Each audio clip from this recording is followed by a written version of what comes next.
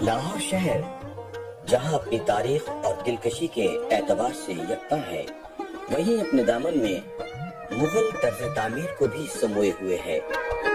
انہی ناقابل فراموش عمارات میں مغلیہ دور کی سب سے خوبصورت دنیا کی 5ویں بڑی بادشاہی مسجد بھی شامل ہے۔ دنیا بھر میں مختلف مذاہب کے پیروکاروں نے اپنی عبادت گاہیں حد عقیدت اور جذبے سے تعمیر کی اور ان کے لیے مخصوص طرز تعمیر ایجاد کیا جو ان کے مذاہب اور ثقافت کا آئینہ دار تھا، مگر ایک قدر ان سب میں مشترک رہی اور وہ ہے شان و شوکت۔ مسلمانوں نے بھی اپنی عبادت گاہوں میں جاہ و جلال کا اہتمام کیا۔ مساجد کے ڈیزائن میں وسعت اور بلندی رکھی، اونچی محرابیں، کشادہ در اور مدور گنبد بنائے۔ بادشاہی مسجد ان تمام مساجد میں اپنے شکو، وسعت اور شاہانہ طمطراق میں نمایاں مقام رکھتی ہے۔ اگر پاکستان کی ہیریٹیج کی امپورٹنس کے حوالے سے بات کی جائے تو وی آر سو بلیسڈ کہ ہم نے اتنا ڈائیورس اور اتنا ملٹی اسٹائل جو آرکیٹیکچر ہیریٹیج جو ہے وہ انہیریٹ کیا ہے۔ ہمارے ایسٹس بہت زیادہ اسٹرانگ ہے، ہماری لیگیسی بہت زیادہ باؤنڈیفل اور بہت ڈائیورس۔ ہمارے پاس اتنی ورائٹی مونومنٹس کی ملتی ہے کہ جتنی شاید ہی دنیا کے کسی اور ملک، کسی اور خطے میں اتنا ڈائیورس قسم کا ہیریٹیج ہمیں دیکھنے کو ملے۔ تو اگر اس حوالے سے بات کی جائے تو شاید ہی کوئی ایسا ملک ہو جس میں ایک سائڈ پہ ہمیں ٹیمپلز مل رہے ہیں، دوسری سائڈ پہ ہمیں گردواراز مل رہے ہیں، ایک سائڈ پہ ہمیں مسجد بھی مل رہی ہے، دوسری سائڈ پہ ہمیں ٹامبس بھی مل رہے ہیں، ہمیں پیلسز بھی مل رہے ہیں، ہمیں فورٹس بھی مل رہے ہیں۔ تو پاکستان بہت ہی رچ ہے۔ تو بادشاہی مسجد کی اگر بات کی جائے، that was built during the time period of Aurangzeb Alamgir, اور اس نے اس کو بنوایا۔ تو یہ مغل آرکیٹیکچر کا کلائمیکس ہے۔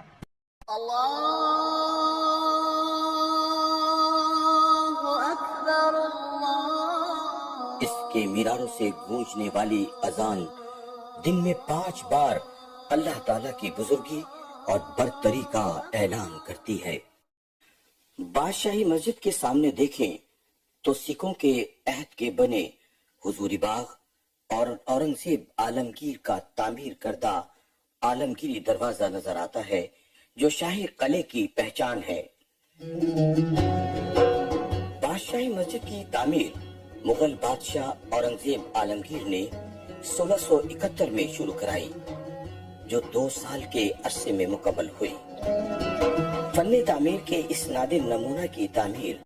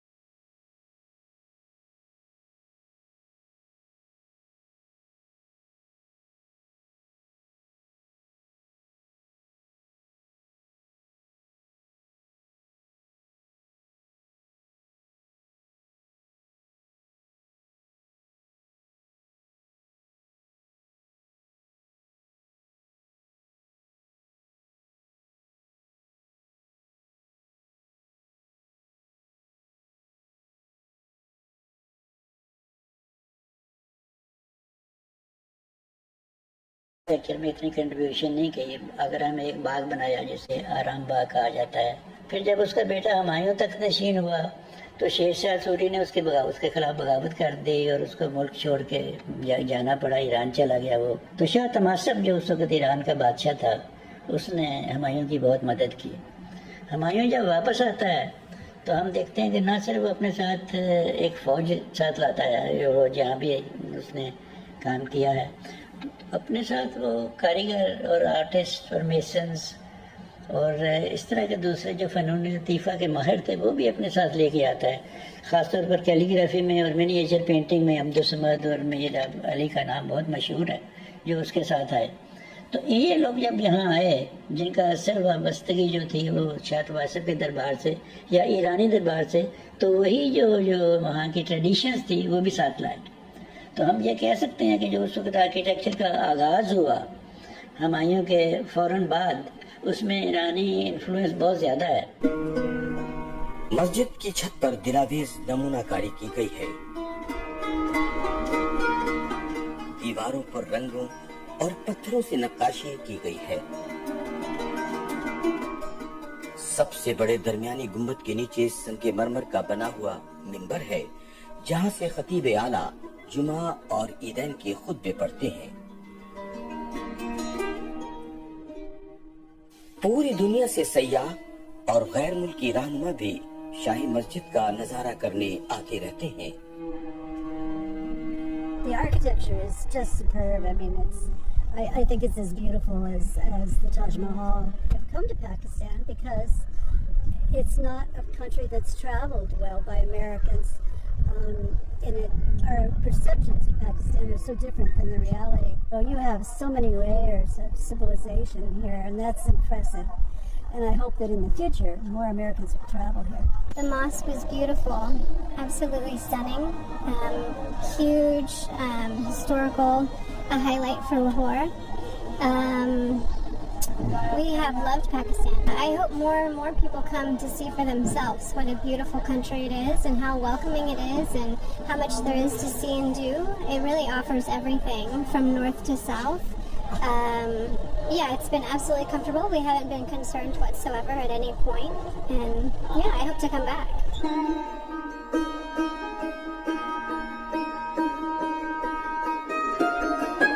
مسجد کے اس حصہ میں مرمری سلے استعمال کی گئی ہیں. دیواروں پر موٹی سترکاری ہے. ازارہ سنگ ابری کا ہے. ایوان کے منڈیر پر کنگرے اور کونوں پر سنگ مرمر کی شرفہ دار برجیاں ہیں جو مغلوں کے طرز تعمیر کی نشاندہی کرتی ہیں. ہم جب بادشاہی ماسک کو انٹر کرتے ہیں سیڑھیاں چڑھتے ہیں اور وہ اتنا بڑا سارا ایوان نظر آتا ہے. ہم یوزلی اندر چلے جاتے ہیں سیدھے وہاں جوتی شکل اتار کے. اس کے لیفٹ اور رائٹ دونوں سائڈ پہ آپ دیکھیے تو سینٹر کی جو پٹی ہے ڈیڈو جس کو ہم کہتے ہیں اس پہ ایک ریڈ سٹینسو میں ہی کارونگ ہے جو کہ جھالر کی شیپ میں ہے. اس میں ایک پھول لٹک رہا ہے اور ایک بیل لٹک رہی ہے. ایک آئرس ایک لوٹس فلاور جو ہے وہ الٹا ہوا ہوا ہے. ایک کلی ہے اور ایک پھول ہے. اور وہ جھالر فارمیشن جو ہے ہمیں مغلوں کے دور میں ملتی ہے اور یہ اسپیسیفکلی ہمیں ٹرکش آرٹ میں ملتی ہے. فریسکو پینٹنگ جتنی ہمیں ایوان میں ملتی ہے اس میں 3-4 میجر ایلیمنٹس ہیں. اس میں ایک واز موٹو ہے جس کے اندر یہ ایک پورا گلدستہ فارم میں نکل رہا ہے. بلکہ ایک جگہ ایسے ہے جہاں تشتری ہے اس پہ پھل ہے. انار کا پھل ہم سینٹر والے کو کہہ سکتے ہیں, سائڈوں میں ہم آم کہہ سکتے ہیں, ناشپاتی بھی کہہ سکتے ہیں, بٹ زیادہ چانسز یہ کہ لوکل ہے تو یہ آم ہوگا. اور اس کے اوپر پھر ایک وہ پورا گلدستہ سا نکل کے آتا ہے. یہ فارمیشن بہت انٹرسٹنگ ہے. اس فارمیشن کی 2 جگہ سے کنیکشن ملتی ہے ہمیں. ایک ہمارے پاس یہاں لوکل انڈیجنس فارمیشن ہے پورنا کلاسا کی. ایک فارمیشن ہے سمپل جھاڑ اور وہ آرچز میں بنی ہوئی ہے, فالس آرچ ہم اسے کہہ سکتے ہیں. پھر ہمیں جو ایک مین انٹرسٹنگ موٹو وہاں نظر آتا ہے وہ سائپرس کا ہے. سائپرس انڈیجنس انڈیا کا نہیں ہے. یہ انڈیا میں بابر کے ٹائم پر آیا اور یہاں پر لگایا گیا. پھر ان کے گارڈنز میں بھی وہ موجود ہے. سمبلزم میں اگر ہم بات کرتے ہیں تو صوفی سمبلزم سروں کے درخت کو اپ رائٹ ہیومن کہتی ہے. ہم کورٹ یارڈ سے گزر کر جب مین مسجد کی بلڈنگ میں جاتے ہیں جہاں پہ آرچز ہیں تو اس کی بھی جو سائڈیں ہیں جو دونوں طرف دیواریں ہیں بہت چوڑی, उन पर भी स्टको वर्क से यानी उभरा हुआ प्लास्टर वर्क से आर्चीज बनी हुई हैं, कार्टूशेस बने हुए हैं, सेक्शंस बने हुए हैं, कार्टूशेस के टर्म्स कहते हैं। ये कार्टूशेस ज्योमेट्रिकल शेप पे है। जो अंदर का हिस्सा है उसमें हमें बहुत ज़्यादा वेरिएशन फूलों की इनिशियल साइड पे नहीं मिलती, बल्कि एक ही फूल उन्होंने सोसन का फूल जैसे है उसको वेराइटी मिली है, उसकी की कली फॉर्म है और एक सीधा प्लांट की फॉर्मेशन है। उन कार्टूशेस के अंदर हमने ये प्लांट फॉर्मेशन देखते हैं और हर साइज फर्क है। ये कार्टूशेस ज्योमेट्री के ऊपर बेस्ड है। बादशाही मस्जिद के अंदर के जो गुंबद है उनके इंटरनल शेल के ऊपर, जैसे आपको पता है कि वो डबल डोम है, बाहर की डोम बहुत ऊंची फर्क है और नीचे से जो हमें सीलिंग नजर आती है जिसको हम अंदर से डोम कहते हैं, उस पे एक जाल सा बना हुआ है जो कि सेंटर से शुरू होता है, which is usually the sunflower और वन शमसा की शक्ल में होता है और वहां से रेडिएटिंग लाइनें बाहर आती हैं। ईवान के एंट्रेंस पे हमें दो टाइप की जो काम नजर आते हैं, एक तो फ्रेस्को में हमें नजर आता है और एक हमें शुरू में रेड के ऊपर व्हाइट रंग की कंटिन्यूअस की एक बेल नजर आती है। ये कंटिन्यूअस जो फॉर्मेशन है जो कि इनले है मार्बल इन रेड सैंडस्टोन, इनले का फॉर्मेशन हम एग्जैक्ट तो नहीं बता सकते कि किस वक्त या कब आया, मगर पिएट्राडुरा का जो आर्ट था जिसमें पत्थर के अंदर दूसरा पत्थर करना था, ये इटालियन टर्म थी। याद करके इसकी रिपेयर और रेनोवेशन का काम शुरू किया, लेकिन चूंकि वो बहुत कम्प्रिहेंसिव था, उसके लिए बहुत पैसों की जरूरत थी, तो उस वक्त जो सर सिकंदर थे उन्होंने कुछ टैक्स वगैरह लगाया और उस टैक्स की वजह से बुनियादी तौर पर इसकी रिपेयर शुरू हुई और ये 1939 से लेके 1960 तक का पीरियड है। तो बहुत सारा काम है जो इस अरसे में इस मस्जिद के ऊपर हुआ, जिसकी वजह से मुगलों के अहद की एक नुमाइंदा इमारत इस वक्त हमारे सामने मौजूद है। मस्जिद की डेवड़ी के ऊपर 2 मंजिला इमारत है जहां हजरत मोहम्मद सल्लल्लाहु अलैहि वसल्लम, हजरत अली करमल्लाहु वजहु मुबारक और हजरत गौस पाक रहमतुल्लाह अलैह की चंद यादगारें तबर्रुकन शीशों में महफूज हैं। ऊपर की जो मंजिल है उसमें एक अजायब घर है जो कदीम इस्लामी दुनिया की नवादरात हैं उसमें रखी गई हैं, जिसमें हत्ता के रसूल करीम